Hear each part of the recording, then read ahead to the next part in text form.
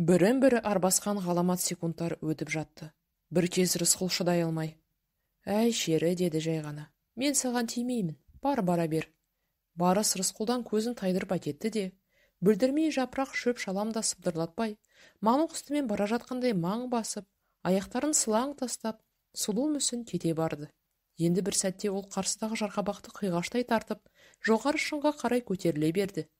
Не бір тас, не бір қиыршық домалатқан жоқ. Жарқабақпен емес, әуемен қалқып бара жатқандай. Оқ жетер жер. Атып алсам ба екен деген зәлім ой Рысқұлдың басын тағы бір шалықтап өтті. Артыншағы тәубаға келді. Осыншама сертіне мәрт сұлтан шерге ту сыртынан ұрланып оқ атқаным өлім болар деп ойлады Рысқұл. Мұның тәңірі де теңбіл терісін жамылғанша, саймасай лақтың тулағын неге жамылмайды? Арқардан жолы болмаса да, барыспен кездесіп қан төгіспей ажырасқанына Рысқұл қуанып, қам көңілі едәуір жеңілейіп көтеріліп қалды. Әлгі барыстың мәрттігіне тәнті болып, оны өзінің піріндей көріп қанаттанған тәрізді. Қайдағы бір ұсақ түйек күйбің тіршіліктің уайымына бола, қыл аяғы жаман тоқтышаққа бола, көңілі ала, жанын ала болған ренжіп, дүр сүркініп қайратына қайта мінді. Бөрі азғы мен ер азғы жолда емес пе тәйірі? Саймасайдың бір қара тоқтысын сұраусызда қалсам нетті? Болыстың мойнында менің талай тоқтылық ақым кетті. Мен неден сонша мүсәпірмін? Атасына нәлет деп Рысқұл болыс ауылының отар жатқан өріске тіке тартты. Көжеден басқа асым жоқ, Құдайдан басқа досым жоқ. Өзіме өзім сыйынбасам, маған кімнің жаны ашыған? Болысқа бір тоқты деген қаунышының бір көк түйнегінде емес пе? Қара қойдың отары кекілік сайдың күндей қабағындағы шырмау қаралас шүйгінде шылқып жатыр екен. Таудан түсіп келе жатқан жалғыз аттыны алыстан шалып тұрған ералы қойшы көк есегін ықылап аңшының алдынан шықты. Салт атты таяп келгенде Рысқұл екен танып: Бұл кім десем, батырмысың? Аман мысың, Әкебай? Үй ішің, мал жан аман ба? Аңынан қайттың ба? Қанжығаң майланды ма? Жалпақ мұрын шұбар шал жалпаңдап жатыр. Шын көңілі солақ тау аңғарындай аңқылдақ, бірақ әлгі аман саулық сұрасуы кекесіндей естілді. Қанжығаң майланды ма дейді көріп тұрып. Қанжыға жылан жалағандай тып-типыл емес пе? Ереке, әне бір құнан қойды ұстап маған өңгерте салшы, деді аңшы. Қойшы қалжың шығар, деді. Байдың малын қайтесің, батыр, деп күлген болып еді. Мұрны бұрынғыдан бетер жайылып кетті. Ау, ереке, мен шын айтып тұрмын. Батыр, жаман ағаңды қылжақ қылғың келеді, жөн. Өзімнің қойым болса, сөзіңнен садаға деп сол құнанды алдыңа атып ұрар едім. Амал қайсы, Әкебай? Болмаса, ереке, болысқа айта бер, бір қойды Рысқұл тартып әкетті де. Менен жәбір көрген болып, жыламсырап бар. Қалған мен өзім көре жатармын. Қазір қой зәру болып тұр. Ал, айып етпе. Рысқұл отардың шетіне жақындай бергенде, кілең семіз жануар осқырынып, жабайы арқардай тікшиіп, дүр етіп үрке қашты. Әй, батыр-ау, оның не бала құсап? Тыныш жатқан мал дүркітіп. Рысқұл енді оның сөзін тыңдап тұрмай, атын тебініп қалып, шауып өтіп бара жатып, бір тоқтыны ат үстінен іліп алып, тыпырлатып алдына өңгеріп жіберді. Айып етпе, ереке, кешір. Болысқа мені жаманда, аямай жаманда. Мынау жынданған ба, деп қойшы көк есегін ықылай берді. Ералы қойшы Рысқұл үйдіккендей жылаған да жоқ, Рысқұлды болысқа жамандаған да жоқ. Аңшының әрекеті дөрекі, қиянаттау болса да, Рысқұл емес сияқты жарлы ғой. Қайтейін, өз шынтағыңды өзің тістей алмайсың. Оны ұстап бергенде не береке табамын? Ондай озбырлығы жоқ еді. Зәруліктің шырғалаңына түскен кемтарлығы шығар деп, Ералы өткен уақиға туралы ешкімде тіс жармады. Бірақ ауылдас үйдің ұрлығы жатпайды. Қара қойды алдыңа өңгеріп бара жатқан Рысқұлды болыс ауылының бір жандай шабы көріп қалып, мырзасына дереу жеткізген. Болыс бұл хабарға мән бермеген болды. Қойшыны да қысқан жоқ. Тәйірі, сонында сөз деп тұрсын ба? Деп қайта хабаршыны жазғырып, бетін қайтарып тастады. Бұл әңгіменің куәсі болғандар: Апыр-ай, біздің мырза тым текті-ау, кең ғой жарықтық. Тұқымбай болса бір тышқақ лақап бола, ылаң салып, боғын пышақтар деп болыстың айдынын шалқыта түсті. Сонымен бұл әңгіме ұмытылып та кеткен. Бір күні болыс төңіректегі ауылдарды аралап, қыдырып қайтпақ болып атқа қонды. Жанына бірер адам ғана ертті. Ішінде Таубай старшын бар. Ауылға болыстың өзі келсе, тегін емес деп түсінетін халық дүрлігіңкіреп қалған. Не тағы бір жаңа салық салынады, не әлдекімді соттап жазалайды. Болыс тегін жүрмейді. Ел күткендей болмады. Ешкім жазаланған да жоқ, жаңа салық та салынған жоқ. Болыс старшының үйінен қымыз ішкен соң, тамағына да қарамай Тау-Шілмембеттің жатағына ат басын бұрды.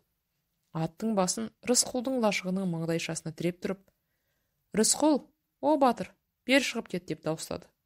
Рысқұлдан бұрын тысқа қасқыр көз қара торы бала атып шығып, сырттағы аттыларға бақ шиіп қарап тұрды да, лезде ішке кіріп, «Көте, болсаңшы» деді. Тұрар әлденеге бала жүрегі суылдап. «Кім болса да өті жарылып кетпес, күте тұрады, әбіржі болма», зілдене айтты көтесі. Рысқұл тысқа баласын ерте шықты. Тұрар шегіншектеп еді, «Жүр» деді көтесі. «О, болса ке, жайма» деп Рысқұл ат үстіндегі Саймасайға қол берді. Сонан соң Тұрарды итермелеп, «Болысқа сәлем бер» деді. Үйде үлкен қалды қызыл айғырдың үстіндегі болысқа баланың созған қолы жетпес.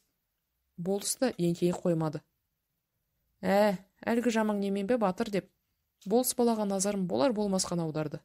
Созылған қолы ауа қармап, елеусіз қалғаны ыза болған бала, болыстың мысқылды дөңгелек жүзіне қиығына әжім үйіріліп, күлімсіреген көзіне тікшие қарап қалып еді. Соны сезген болыс, «Апыр-ай, бөрінің бөлтірігі, әтесіндей жүрек жұтқан болар-ау» деп тіксініп қалды. Еріксіз еңкейіп қолын ұсына беріп еді. Бала көзінен шоқ шаршағандай тағы бір қарады да бұрылып кетті. Рысқұл мырс етіп күлді. Баланы айыптаған жоқ. Оның бұл қылығын іштей құптап тұрған сияқты. Болса ке, аттан түс. Келіп қалыпсың. Шақырып кетіре алмайтын қадірлі қонақсың. Лашық қой демесең, бұл үйдің түтіні түзу, ниеті адал, мейман бол. Әй, Батырекей, мен түскен жерге ауыртпалық түседі. Маған соятын қара қойды жеп қойған шығарсың. Жоқ деп жүрмін де, болса ке. Бәсе, неғып мені сағынып қалдып деп едім-ау. Ералының жазығы жоқ. Мен тартып әкеттім. Мына бала сүзектен тұрды. Соған қара қойдың қалжасы керек деген соң, ақысы мойнында кетпес. Бір тоқтыға бола мазасын алмайын, болыстың алдына барып деп, қойшыдан сәлем айтқанмын. Айып менен, қарзыңнан құтылармын. Ой, Батырей, ер мойнында қыларқан шірімес. Соны қойш. Ал енді келген шаруам, өзіңмен оңашаңмен бар. Бірі аттылы, бірі жаяу, бұлайырақ сай қабағына қарай аяңдай берді. Болыстың бұл оңаша әңгімесін мәнісіне түсінбеген старшын және шабармандар аңтарылып, Рысқұлдың есігінің алдында тұрып қалды. Тұрар болса оларға бір, сай қабағына қарай кеткен әкесімен болысқа бір қарап жалтақтайды. Басқа бала болса өз үйіме мұншама лауазымды адамдардың келгеніне мақтаныр еді. Тұрар қайта іштей тітіркеніп тұр. Әйтеуір осы келістің тегін емес, жақсылық емес екен әлде қалай сәби сезіммен аңғарды. Шешең қайда? Ат үстінде ергіп тұрған Таубай старшын. Оның шешесінде нең бар деп екіншісі күлді. Мұның шешесі жас қой, білмеуші ме едің? Ізбайша сұлу ғой кәдімгі. Мына қызғалақтың өз шешесі Қалипа марқұм қайтыс болған соң, Рысқұл болыстың ықтиярынсыз қосылған Ізбайша ғой. Бала боржық сарыға жауап берген жоқ. Дегенмен өзі көк жал ғой бұл кірме. Әйтпесе өрерге иті жоқ, сығарға биті жоқ, кедей неме. Біреудің айттырайын деп жүрген Ізбайшасын қағып кеткен жоқ па? Деп боржық сары старшын тынбады. Нәресте есіп тұрау, шешеден жетім баланың жүрегіне дақ түседі-ау деген не ойына кіріп шықпайды. Астын үстін сапырап тұр. Жандағы шабарман. Әй, ауылнай қойсаңшы, бала тыңдап тұр ғой дейін деп еді, Әкіреңбай немеден қорықты. Бір ерегессе, қоқыраңдап қоймайтын ұрда жықтың өзі. Болыстың полицей сияқты үстінде формасын мұқанында нағаны жоқ. Әйтпесе нағыз полицейдің өзі. Соларға еліктейді. Ізбайша жортпаш Түйметайды қолынан жетектеп ауылдас отырған Ахат қарияның үйіне келіп еді. Ахаттың кемпірі аз ауыл Тау-Шілмембеттің қатын қалашын асарға шақырып киіз бастырып жатқан. Рысқұл тепесінің алдында болыс бастаған бір топ аттылының тұрғанын бүкіл ауыл көріп отыр. Бәрі де үйлерінің іргесінен баспалап қарайды. Босқын болып, үрейден үркек тартқан ауыл бұл қалай деп үрпейсіп қалған. Ешкінің қылшығынан бұзауға бұйда есіп отырған жалбыр қасахат та, киіз пісіріп, білектерін сыбанған қатындар да, олардың тасасына тығылған балалар да, әлде бір сұмдықты күтіп, демдерін іштерінен алып, қаққан қазықтай состиып тұрысып қалып еді. Шілденің аптабында күзгі желтоқсанның қара суығы қалтыратқан жүдеу ағаш басындағы селтеу жапырақтай аз ауыл болыстың зәуден нөтерлетіп келуінен әрі-сәрі. Салық жинап жүрме? Деді Ахат амалы таусылып. Әлденеден жазықты болып қалдық па? Ахат Тау-Шілмәмбеттің ақсақалы, ақылгөйі. Туы Түлкібастан ауа көштері одан кеткен қадірлі қариясы. Қу тетеліктің бұғалығынан қанша бұлқынып құтыла алмай қойса да, еңсесі түспес, есірікте емес, шапшақ қана аршыған жұмыртқадай әдемі шал. Шаруасы шінжау болса да, мұнтаздай таза киініп, аппақ сақалын дөңгелентіп, күнде шырпып жүретін тақуа тақылеттес адам. Шоң мұрын, қасы жалбырап көзіне түсіп тұрады. Қысы жазы қырау басқан тәрізді. Оны жұрт нышанға жорып, Ахатты өздерінше әулиедей көреді. Тәңірден басқаға табынбай, басын тауға да тасқа да ұрып жүрген Рысқұлдың өзі Ахаттың айтқанына тақ тұрады. Ахат та батыр інісінің жанын ұғып, бетін жөнсіз қақпайлай бермес еді. Ахаттың арманы ебі келсе елге қайту. Күзді күнгі жел айдаған қамбақтай 20 үй Шілмәмбет Ақсу-Жабағылының аузынан шығып, домалап жүріп, осы талғардың бауырындағы көп сайлардың бірінде тығылып қалды. Жергілікті халық бұларды Тау-Шілмәмбет деп кетті. Бұдан 30-40 жыл бұрын да сол Түлкібас, Ақсу-Жабағылдан бір ауыл қазақ Қоқан хандығының қорлығына шыдай алмай, мына Алматы маңына келіп қоңыз тепкен. Оларды Дала-Шілмәмбет деседі. Олар тауда емес, ойда тұрады. Әу баста Ахат Рысқұлдар сол бұрынғы босқын туыстарын паналап келіп еді. Бірақ кірменің аты кірме. Дала-Шілмәмбет кейін келген қандастарына құшақ жая алған жоқ. Шығыс талғар болысы Рысқұл тобын Дала-Шілмәмбетке қоспай, таудың бір қуысына Бесағаш деген жерге орын тепкізді. Егін салып, жер емеп өскендер үшін Бесағаш қолайлы да емес еді. Су шығарып, тары егетін тақиядай жазығы жоқ. Есектің арқасындай аз ғана көлем. Азын аулақ мал ұстап қана күн көрерлік. Қоңыр торпақты құйрығынан ұстап бағып, қалт-құлт етіп күн кешкен Тау-Шілмәмбет ежелгі мекеніне оралғысы келеді. Туған жерді, қара бесікті сағынады. Ұшып жетер құс емес, қанатсыз халық. Оның үстіне Дауылбайдың қаһары әлі ызғарлы. 20 үй сәліктің бүрігін көше алмайды. Дауылбай да ажалды жан. Дүниеден ол көшкенде не өзгереді? Орнына келген басқа болыс қалай қарар? Беймәлім. Бүкіл дүние әлем тұйықталып, талғардың ақбас шыңымен кейде бұлтты, кейде ашық аспаннан басқа. Бұл Бесағашыңнан ештеңе көрінбейді. Дүниеде не болып жатқаны белгісіз.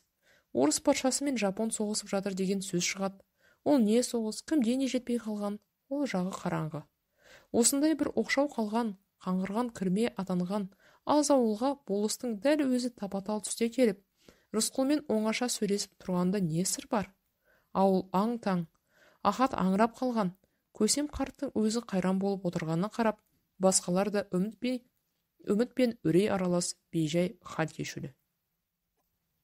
Қара қойдың құны қымбатқа түсті. Болыс бағана ер мойнында қыларқан шіремес деп еді.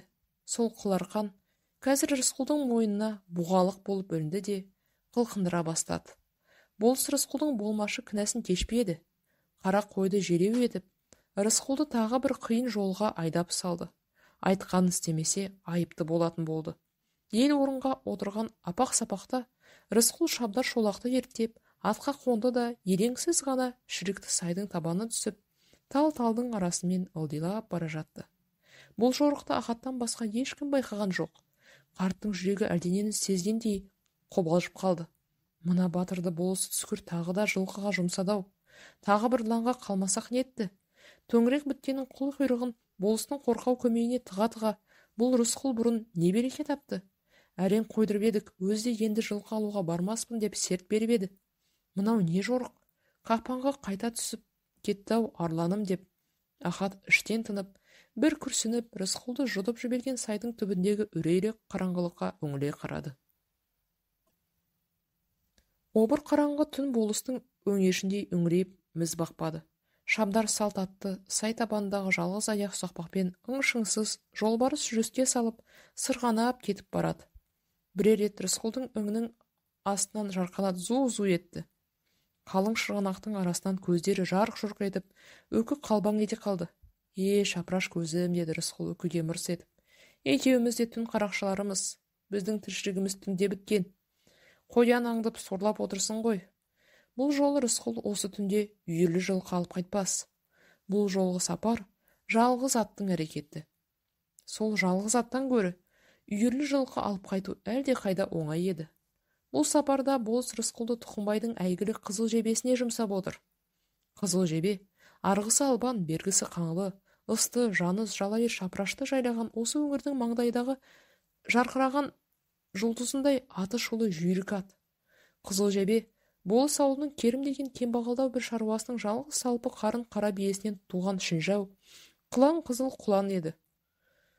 Жадағай ғана жабағы кезінде Қара Темір жағынан Керімнің бір қаңлы құдасы келіп қалап алған. Құнаннан дөнен шығар шағында қызыл жебе сәуірдегі құлпыраған қызғалдақтай жайнап шыға келді де, той-томалақ, ас жиындағы бәйгілердің алдын бермей ауызға ілінді.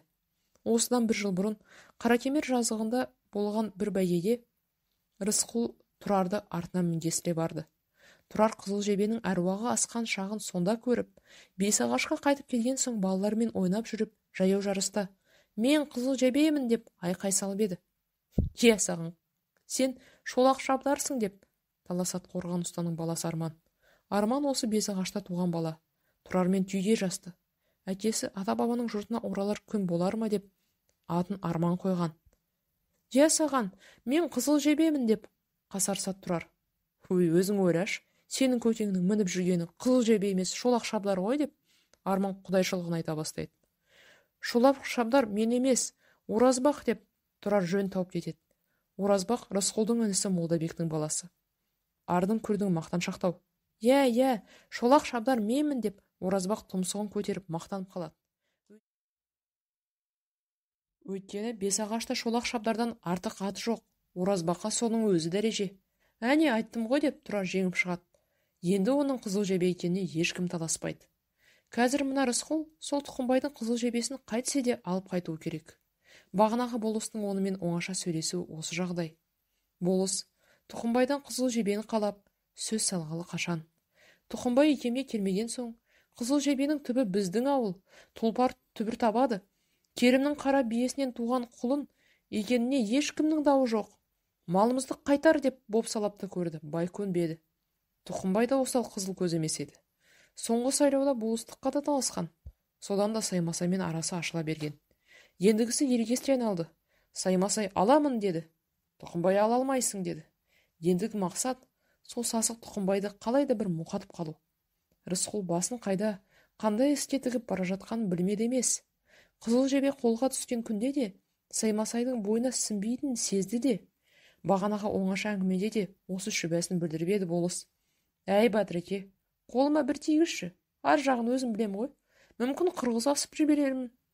Ол жағын маған қоя бер» деп түпкі мақсатын дүдәмәл қалдырды. «Осы сапар тілегімді орындасаң, олжалы боласың, ат сүрінбей жер танымайды.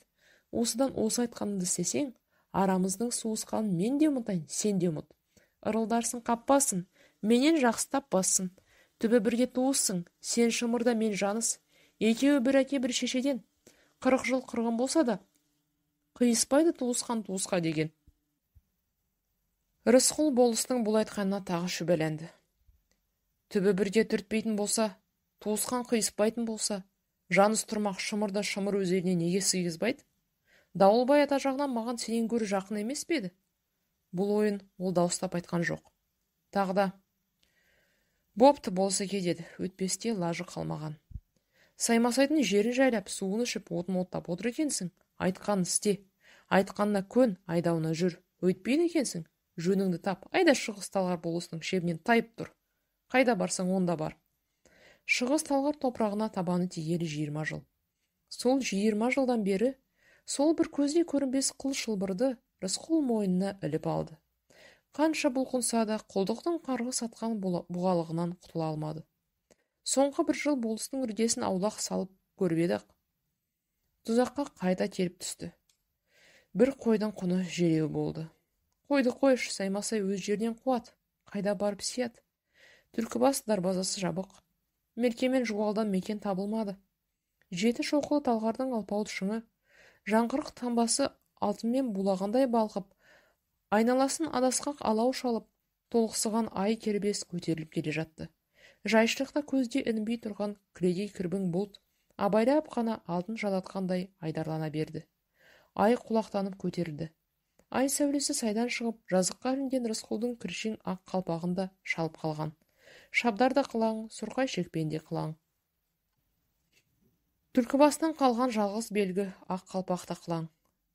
Жазыққа ылдиланған сайын жөн арқадағы талғар асқақтап айбындай түседі.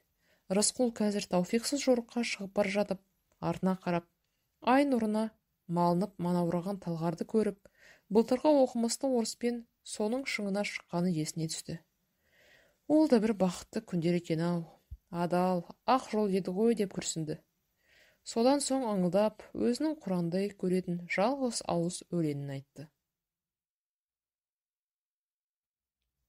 Қызыл жебе деп күбірледі.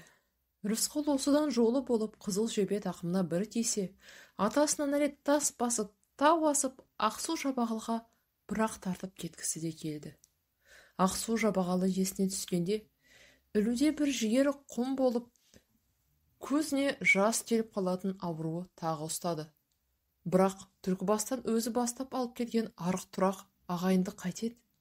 Байлығына емес батырлығына қызығып, қыздай қосылған Ізбайшаны қайтып қалдырады. Мен қызыл жебемін деп анда-санда саңқ ететін Тұрарды қайда қалдырады? Өткен күзде Малабайдың асы болды. Ас болғанда шығыс Албан, Суан, Қызай, түстігі Алатаудың ар жағындағы қырғыздар, батысы Шапрашты, Дулат, Жалайыр, терістігі Аягөз, Ақсудан бергі арғы Найман қатысқан ұлан ас болды. Рысқұл шолақ шаптарды ерттеп Қаракемер шерек жағына жиналғанда, Тұрар бұрын байқалмаған мінез танытты. Бұрын қанша сапарға аттанды, ала кет деп айтпаушы еді. Әйтеуір сол жолы қатты қиылды. Баланың көңілін жықпай, шолақның артына мінгестіріп ала кетті. Шымалдай құжынған қалың халықтың арасында адас кетер деп, Рысқұл баласын жаннан бір келе тастаған жоқ. Ас қызығы 60 шақырымға айдаған ат бәйгісі еді. Жебе сол бәйгеде аққан жұлдыздай алдымен келіп, даңқы бұрынғыдан бетер шарықтап кетті. Астың 3-ші күні көкпар тартылды. Әсіресе көкпар дегенде дербесі қозып кетіп, Рысқұл Тұрарды арқасына жәрбитіп жабыстырған түйе, доданы айналшақтап, қызыл майданың қызуына өзі түспесе де, қараптан қарап жүріп, қиқулап қояды. Дода арасы 2-3 шақырымда екі төбенің ортасында басталды. Өрдегі Саз төбе Саймасай ауылының мәресі, Ылдидағы Тесік төбе Тұқымбай ауылының мәресі. Саймасайдың күрең қасқасы додашылмал еді. Күрең қасқадағы Мақаш палуан көкпарды қатарынан 2 рет апарып салғанда, Тұқымбай түтігіп, сақалын жұлып жер сабалады. Саймасай сақ-сақ күліп, айбыны асты. Ызаға бұлыққан Тұқымбай көкпарға қызыл жебені қос деп бұйырды жігіттеріне. Қызыл жебе додаға жоқ еді. Бірақ додадан шыққан Мақаштың күрең қасқасыны адым аштырмай қуып жетеді. Амал не, үстіндегі жігіт Мақаштың тақымындағы тайдай серкені сілкіп ала алмай, ажырап қала берді. Ой, әттес-ай, ой қайран қызыл жебе деп жұрт санын соғып аһ ұрады. Көкпардың желігі қыспасын. Бір қысса, адамның екі көзіне қан толып, ертеңін ойлап жатпас. Рысқұлды жерік жеңді. Саймасайдың сойыл соғары екені есінен шығып, қызыл жебенің бір кездің астында көрер көзде қор болғанын көріп, шолақ шабдарды тебіне түсіп, кимелеп Тұқымбайдың алдына барған. Уа Тұқа, қаңыл жаңыстың емес, қызыл жебенің намысы үшін, мына мен қалысқа рұқсатымды бір берші, мен көрейін деді. Тұқымбай, бұл қалай деп жан-жағына қарап еді қалың қаңлы. Бер Тұқа, бер, бұл Тау-Шілмәмбет Рысқұл ғой, көкпардың киесі, көкбор ғой сорлы, тақымына тұлпар тимей титығы құрып тұр ғой деп шуласты. Рысқұл шолақ шабдардан түсіп, өрде Тұрарды отырғызды да, тізгін мен қамшыны баласына ұстатты. Мықталып отыр, көкпаршыларға жақындама, қағып кетеді деді Тұрарға. Киіз қалпақты баса киіп, жеңін сыбанып алып, қызыл жебенің тізгінін ұстады. Үстіндегі жігіт сүметіліп, аттан әрең түсті. Рысқұлды жақтырмай, ала көзмен оқшия бір қарап, ал, көрейік мықты екеніңді деп күңк етті. Қызыл жебеге қонған соң, Рысқұлдың сирек жылжитын қаһарлы қарасұр өңінен нұр төгіліп, көздері шоқ шашып, әруақ болып, арқасы қозған бақсыдай айыбыны асқақтап шыға келді. Астындағы жүйрік те буырқанған бұла күшті сезгендей, ауыздықты қарш-қарш шайнап, тізгінді сүзеш және тартылған садақтың адырнасынан ұшатын жебедей лыпып тұр еді. Қызыл жебеге аяқ артқан, сол сансыз бақытқа молыққан сәтте, Рысқұлдың көзіне құдіреті Саймасай да, дәулеті Тұқымбай да, жай әншейін бір қыбыр-жыбыр тіршілік кешкен пенделер болып көрінді. Бақыттың ағыл-тегіл сезімнен Рысқұлдың басы айналғандай болды. Осымен мас емеспін бе, деді өзіне өзі, аттың басымен алысып, Мақаштың додадан шығар сәтін күтіп, шерші қатып тұрып. Рысқұл сияқтыларды бақыттың буымен мас қылу үшін қыруар мал керегі жоқ. Қызыл жебе жетіп жатыр. Көкпарды келесі додадан тергілеп алып шығып, Сазтөбе мәресіне баяғы машықпен масаттана шапқан Мақаштың тақымы бір кезде көкпармен бірге жұлынып кеткендей болды. Аспан асты шу ете қалды. Не зауал болған аңдайды алмай, қазандай басына қан құйылып кете жаздаған Мақаш, күрең қасқаның тізгінін тартып, кері бұрылып, қарсыласын қуып көрбеді, қайдан болсын, қызыл жебенің бір бұрқ еткен шаңына көміліп қала берді. Сол шабыста қызыл жебе Тұрарға жарқ ете қалған найзағай сияқты көрінді. Қызыл жебенің желбіреген жал құйрығы найзағайдың тарам-тарам бұталарындай жалындап бара жатты. О, қызыл жебе деген дауыс шолақ шабдардың үстінде отырған Тұрардың аузынан еріксіз шығып кетіп еді. Қызыл жебе тесік төбеге оқтай атылып, аяғы жерге тиер-тимес бірақ топ етті. Ол шапқанда әлдебір қабылан қарғандай, яқи көрдегі көкала үйретке аспаннан қаршыға құйылғандай көрінеді екен. Әйтеуір қалың халық әлгі жануардың аяғы жерге тиді ме, тимеді ме, соны байқай алмай, өңбе түспе деп болған ақиқат. Тұсынан қызыл жебе мінген көтесі зу етіп шыққанда, Тұрарға көтесі ат емес, найзағайға мініп, көз іріспей ұшып өткендей көрінді. О, қызыл жебе деп тағы да таңдана айқайлап жіберген байқамайда қалды. Өз даусынан өзі қысылып, жан-жағына қараса, жан біткенің бәрі қызыл жебе, Рысқұл, қызыл жебе, Рысқұл деп жамырап тұр екен. Туған баласының алдында беделі жоқ әке сорлы. Рысқұлдың бағы бар екен. Тұрар оны пайғамбардай сыйлайды. Жер бауырлаған 7 жасар бала не білет дейтіндердің соры қалың. Әке көрген оқжанар болса, сол 7 жастағы жеткіншек Тұрар туған әкесінің турашылдығын, күштіден күбіржіктемейтін, мықтыдан ықпайтын тәкаппарлығын, жарлымын деп жасымайтын жігерін көріп өсті. Тұрар үшін Рысқұл ер біткеннің ішіндегі одағай оқ жетпесі.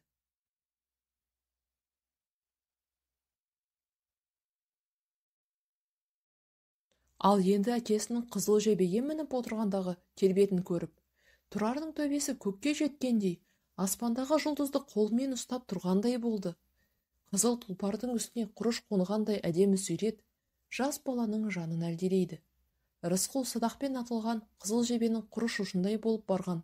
Айтулы палуан Мақаштың тастай тақымын талқандап, көкпарды тартып алғанда, Тұрар бұл өмірдің додалы көкпар екенін, күреспесе алыспаса адам өз сыбағасынан, бәлкім бақытынан адасып қалатын бала көңілімен көмескіреу болса да аңдады. Егер әргінде Рысқұл көп көрерменнің бірі болып, бұғып тұра берсе, мақтанышқа мастыққан Мақаштың екі көзінің еті өсіп, есіріп кетер еді. Тұрар сонда қорқақ болмау керек екенін, адал айқасқа аянбай түсу керек екенін, сұңғылалықпен емес, балай түйсігінің алғырлығымен сезінді. Қызыл жебе мен Рысқұл Тұрар оқыған өмір атты қалың кітаптың бір парағы. Бірақ бұл құдірет аямай төке салған ағыл-тегіл қуаныштың арты олы жанжалға ұласа жаздады. Әлбетте әуелі Саймасай салды сойқанды. Рысқұлға: "Сатқынсың, қарақшысың, тауфиқсыз кірмейітсің, құртамын да жоямын" деді. Бұрадай бұрқылдап Мақаш қамшы үйіріп ұрмақ болды. Қанды жағы Рысқұлды жақтап, олар бір бүйірден килікті. Айып менен алдияр деп Рысқұл Саймасайдың алдына қол қусырғанмен, болыстың көкірегіне қан қатып қалды. Аталастың аты озғанша ауылдастың тайы оссын деген қайда? Рысқұл исі дулаттың намысын емес, тұлпар тұяғының намысын, қамбар ата аруағын, ас жиынның, ойын тойдың намысын қорғады. Оған сенің нең кетті, болыс? Кірме деп қорлай берсең, мен ақ сыйдырып аламын. Шымыр дулат маған да алыс емес деп Тұқымбай дәуірледі. Астан қайтқалы қызыл жебе Саймасайдың көз алдында ойнақтап тұрды да қойды. Түнде кәдімгідей түсіне кіреді. Түсінде оны біреулер беліне 40 құлаш арқан байлап зынданға түсіреді. Зынданның бір түкпірінде қызыл жебе құлағын жымырайтып, артқы аяғын көтеріңкіреп тебейін деп тұрады. Саймасай қызыл жебенің жанына жолай алмайды. 40 құлаш арқанның ұшын тұзақтап, бұғалық тастамақ еді. Ала арқанның өзі алашұбар жылан болып, басын қайқындатты. Саймасай басты қырылып барып, бісміллә, бісміллә деп оянды. Тұра тұр, Тұқымбай, деді болыс. Сенің жазаң Таушілмәбеттен болсын. Айтса айтқандай, Таушілмәбет оның құрған тұзағынан құтыла алмады. Рысқұл осы келе жатқанда сол ұзын тұзақтың бір ұшы өз мойнында, бір ұшы болыс қолында екенін бек сезініп келе жатқан. Тұқымбай да сезіктен өлі болатын. Қызыл жебенің даңқы аспандап кеткен сайын байдан да дегбір қаша бастады. Жүйрік аттың иесіне жау көп, бақ қонған жерде күңшілдік үйір болады. Аттың иесін табанына таптай алмаған жерде жүйріктің өзіне қастандық жасау қашаннан бар жамандық. Соны білген Тұқымбай қызыл жебенің аяғына жуандығы білектей кісен салып, қараша киіз үйдің ішіне кіргізіп, түнде табалдырыққа қарауыл қоятын болды. Рысқұл мұны біледі. Ай үлкен сәске тұсына жетіп, толықсып тұрған шақта Олбай ауылының төбесінен келіп түскен. Жабайы алмалы қырқаның етегіндегі жазықта жатқан ауыл ай сәулесімен ап-анық көрінді. Қой жатқан қотанды қоршалай тіккен кілең қобыр үйлер. Әдетте бай үйі ақшаңқан болар еді. Тұқымбай қотан үй тікпеді. Таспақадай тарбиған дәу үй ауылдың ортасын ала орналасыпты. Бай мекені сол. Садақша еліп орналасқан жайлардың дәл ортасында, қой қотанның тура іргесінде жеке бір үй қараяды. Қызыл жебе сонда еді. Төбедегі жабайы алманың тасасына тұрып, Рысқұл төңіректің бәрін әбден барлап алды да, шабдарды талға байлап, ауылға жаяу беттеді. Қотан шетінде қарауыл бар. Қой күзететін аран ауыз барақ төбеттер де сол маңда. Қотан шетінен кірмей, Рысқұл не де болса тура байдың үлкен қоңыр үйінің тұсынан тартты. Үйдің тұсында тұрып тыңдады. Бүкіл ауылда ояу жатқан бұл кезде бір адам болса, ол Тұқымбайдың өзі болды. Өзгенің бәрі айлы түннің әлдейімен қалың ұйқыға кеткен шақ. Өмір деген ұзын арқан, кең тұсау. Көбінесе қысқарып та, тартылып та қалады. Қызыл жебе қамаулы тұрған үйде бұқпаламай-ақ жай басып тікесінен тік жүріп барды.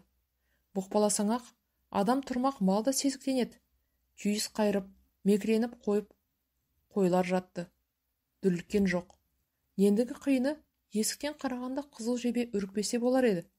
Әнеу күнгі көкпарда қызынған тұлпарды Рысқұл таңдайын тақылдатып тыныштандырғаны бар. Үйдің есігіне таяна бере, естілер-естілмес таңдайын қақты. Ат елең етіп, құлағын тікірейтіп, бұған тесіле қарап, танауын делбеңдетіп сәл оқыранды. Табалдырықта талыстай болып, кесе көлденең түсіп, қарауыл жатыр екен, оянған жоқ.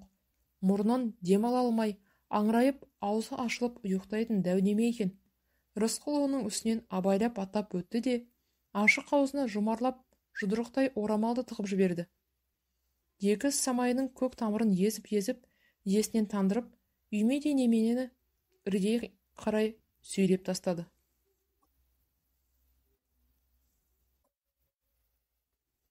Қалтасын тінтіп, кісеннің кілтін алды. Жастайынан жылқы баласының иісі он бойына сіңіп өскен. Адал досты адамнан гөрі жылқы баласынан көп тапқан Рысқұлды қызыл жебеде танғандай, тосырқамай жай ғана жеңіл иістеп, ішін тартып қойып, мойын ұсынып тұрды. Рысқұл асыл туған пырақтың қырым еті жоқ, қатыл басын құшақтап, Ақбөкеннің тұмсығындай денес келген кең танау тұмсығынан сипалады. Жануар ежегендей қос құлағы салбырап кетті. Баданадай көздерін жұмып, тұмсығын Рысқұлдың кеудесіне үйкеледі. Тұлпар туған атты құдай бақталастардың додасына салмай, жүйрік қадірін қасиеттер сендей ерлердің пешенесіне жазса деп мұңын шағып тұрғандай. Рысқұл оның апайтөс омырауын, арыстан бөксе сауырын сипағанда, жылқының денесі тұнығына тас лақтырған айдың судай дір-дір етті. Рысқұл енді емленуді, еркелетуді қойып, жалма-жан қызыл жебенің қоладан құйғандай тіп-тік тұяқтарына киіз байпақ кигізді. Жабайы алманың арасында қалған шолақ шабдарға жеткен соң, Рысқұл ноқталы қызыл жебені жетекке алып, жеделдете желе жортып, солдат сайдағы болыстың ауылына тіке тартты. Алдында көлбеңдеп, түлеген түйенің мойнында қалған өлі жүндей болып көрінген жабайы алма ағаштары бар. Қырқалар бей-уайым мүлгіп жатты. Аспандағы ай мен жұлдыздар төбеден төніп, бәрін көріп, бәрін байқап тұрған сияқты. Рысқұлға кінәлай қарайтын да тәрізді. Рысқұл білмейтін алдағы сұмдықты ай мен жұлдыздар сезіп, секем алып, әттеген-ай, бекер болды-ау деп, үндері жоқ, тек іштен тынып қалғандай. Талғардың мұз дулыға тиген жеті шыңы қабағына қырау қатқан батырлардай сұсты. Айнала төңіректің жауығынан Рысқұл жабыққан. Осым не далбаса деп налған. Жүйрікті қолға түсіру әу баста қызық та сияқты еді. Қиын әрекеттің өз қызығы желігі бар. Соған қол жеткен соң, ақыл кіріп, желік қайтып көңілдің құлазыған кез еді бұл. Бір сәтке ол Тұқымбайға жаны ашқандай да болды. Ана жолғы аста қызыл жебені беріп, көкпар қызығының дәмін татқызып, көңілін бір көтерді. Саймасайдың қаһарын қайтарып, араша түсті. Тіпті өз ауылынан қоныс беріп, қамқоршыда болмақ ниет танытты. Сол жақсылығына жауап ретінде айтқан рахметім мынау. Домаланған шақшал енді сақалын жұлып жер сабалап қалатын болды. Рысқұлды артынша басқа бір ой жеңді. Бұлардың қайырымдысын көргенім жоқ. Бай біткеннің бәрі бір топырақтан домғаздалған. Мүсіркеген болады да, алдына сүйек тастап, алдаусыратып, мойныңа қарғы бау тағып, табанына салып алады. Өмір құтылмас қақпанға қаласың. Тұқымбай судан таза сүттен ақ болса, Керім-кедейдің құдасынан қызыл жебені шырылдатып тартып алар ма еді? Түптеп келгенде қызыл жебе Тұқымбайдікі де емес қой. Оныкі де зорлық, болыстікі де зорлық. Біз пақырға күн көріс керек. Менде жазық жоқ. Осыны ойлап Рысқұл шолақты тебініп қалды. Қызыл жебе ойнақтай жөнелді. Болыс та тағат таппай, ұйықтай алмай ояу жатқан. Үй сыртындағы дүбірді құлағы шалып қалғандақ, төсектен атып тұрып, ақ жейде дамбалшаң, үстіне жұмсақ түйе жүн шекпенді желбегей жамыла салып, аяғына кебісін іле-міле сыртқа шықты. Ой, көк бөрім деп ат үстіндегі Рысқұлға қос қолын бірдей ұсынды. Сен алмайтын жау бар ма? Сені бем-ау өзіңе. Басқа жан баласынан қолынан келмейтін ерлік істедің. Әй, көк жалым, аттан түс. Қажып қалдым мырза. Мен қайтайын. Бала шағадай ерегізіп жатқан шығар. Рысқұл енді аялдауға зауқы соқпай. Ой, ерім, қайда асығасың, а? Сабыр ет, әлі шаруа бар, аттан түс. Шаруа бітпеді ме, мырза? Болар болды ғой. Ендігісі өз қолыңда. Әйтеуір екі таудың арасында шыбын өліп жүрмесін. Менің алғанымды білдірме. Мырза, уәдеге Құдай куә. Бұрын мұндай жалтақ емес едің. Сен де жасыйсың дегенсің ау, батыр, а?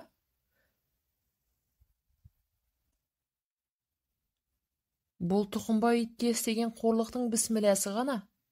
Енді оны мүлде шоңқиту керек. Енді не қалды, мырза? Аларыңды алған жоқсың ба? Қызыл жебе қолыңда. Бірақ қайтып сіңірер екенсің бойыңа. Жай қылқұйрықтың бірі емес, аты шулы ғой. Сол себепті де бұл мақұлықтың көзін жою керек. Көзде сүйел болып біткен дүйінеме. Тұқымбайға да жоқ, маған да жоқ. Қуғыншы келіп қалуы әжеп емес. Тез аттан түс, батыр. Тез бауыздап жібер. Жылқы бейнелі жынның баласын деп, болыс шолақ шабдардың тізгінін ұстады. Рысқұл тізгінді тартып қалды. Шолақтың басы кегжеген детті. Қызыл жебе осқырынып, құлағын тікшейтті. Болыс жалма-жан қызыл жебенің ноқтасынан шап беріп ұстап алды. Адам баласының аузынан шығатын сөз емес қой мынауың, болыс. Ұйқысырап айтқаның болар. Жылқының төресін дені дұрыс кісі союға көзі қияма? Одан да мені сойқан тілесең. Не деп тұрсың өзің? Рысқұл сенерін де сенбесін де білмей дағдарып қалды. Дүниеге асыл сирек келер. Мына өңкейіп тұрған таудың бәрі тас. Алтыны бар болса, түйір ғана шығар. Қызыл жебедей асыл, енді бұл елдің маңдайына біте ме жоқ па белгісіз. Қызғаныш пен күлшілдік деген ит адамды ақылынан адастырады. Қызғаныш пен күлшілдіктің өзі арам пиғылдан туады. Адал адам ешкімнің бағын күндемейді. Бақталастардың басындағы ми оға айналады. Ұлы мидан түбінде ұрыс шығады. Мақаш деп ақырып қалды болыс. Көрші Қарашайдан деп аптыққан, бақырған үн шықты. Болыстың қайта шақыруын күтпей-ақ Мақаштың үйінің есігі желп ете қалды. Көзін дәу жұдырығымен уқалай жеткен Мақаш Рысқұлға сәлемдескен жоқ. Сірә киіммен жатқан. Рысқұлдың көзі енді жетті. Бір сұмдықтың болары хақ. Айналайын ағатай, әруақ Құдайдан, Қамбар атадан қорықсайшы. Кісі баласы қолы бармас қылмыс қой мынау деп Рысқұл жалынып та көрді. Болыстың қысық көздері аяға шағылысып, ұстараның жүзіндей жарқ етіп, ызғар шашты. Оттама, деді Рысқұлға. Ақылыңды басыңа шайнап жақ. Одан да мына Мақашқа көмектес. Тез, таң атып қалады. Онда мен бұл масқараңды айдай әлемге жаямын. Бұл мен төзетін іс емес. Рысқұл атының үстіне ширағырақ отырып, қызыл жебенің ноқтасына қол соза берді. Бірақ Мақаш қолын қағып жіберді. Жаярсың сорлы, жайып көр. Тісігінен шығарып көр, аяғыңды аспаннан келтірейін. Тұқымбайдың жүйрігін ұрлап әкелген мен бе сен бе? Осыған да миың жетпеді ме? Өлер жерін білмеген ақымақ. Мына сөз Рысқұлдың қос өкпесін бірден тесіп өткен оқтан да жаман болды. Ашуланшақ тар шеке Мақаш та дүңк етіп, қаңғы бас, Молсекеме қарсы келетін сен кім едің деп, қызыл жебенің мойнына қыл арқан салып, үйдің сыртындағы топ шырғанақтың ішіне қарай жетектей жөнелді. Рысқұл уақытты өткізіп алғанына өкінді. Әлгіде жүйріктің ноқтасын сыпыра салып, қамшымен осып жібергенде жануар құтылып кететін еді. Уа, саймасай, қайтыр айыңнан. Бүкіл тұқым тұяғына кететін қатал қарғысқа қаласың. Жылқының сұлтан сойғанша мына менің қаныма той деп, Рысқұл атынан аунап түсіп, болыстың аяғына жығыларман болды. Дабыр дүбірге қойшы қарауылдар да, қоржы сары таубай да келіп қалды. Өз адамдар көбейгеннен дес алған болыс Рысқұлды иығынан теуіп жіберді. Рысқұл орнына тұра беріп, болыстың бетіне тіктеп қарап еді, бетінен оты лабылдап тұрғандай екен. Мейірімнен ноқаттай белгі жоқ. Кеудесі кеуек, көр сияқты көрінді. Сірә жүрек жоқ болар. Шамаңды біл, Рысқұл, өзіңді түрмеде шірітіп, қалған Шілмәмбеттің шаңын шығарып, күлін суырып, тентіретіп жіберемін. Тіліңді тістеп тісігінің арасынан шығарма, білдің бе? Шақар болыстың шоқша сақалы секеңдеп кетті. Енді бұған қайрым жоқ. Күніне 99 бәле көрсең, сонда да күдер үзбе бір Алладан деген өлеңді Рысқұл Құранның аятындай айтып жүрер. Мына болыстан күдерін әлде үзбей, ақырғы амалын айтты. Болсеке, бауыздатпа. Мен осы атты саған өлтірмей-ақ сіңіріп берейін. Мына таудың ішінде жан балас баспаған жайлар бар. Қызыл жебені сонда сақтайын. Тіпті оған көнбесең, қырғыз асырып жіберейін. Тіпті қоқан асырып жіберейін. Әйтеуір Тұқымбай таппаса болды ғой саған. Көн, мырза, құлақ ас. Болыс сәл безірейіп тұрды да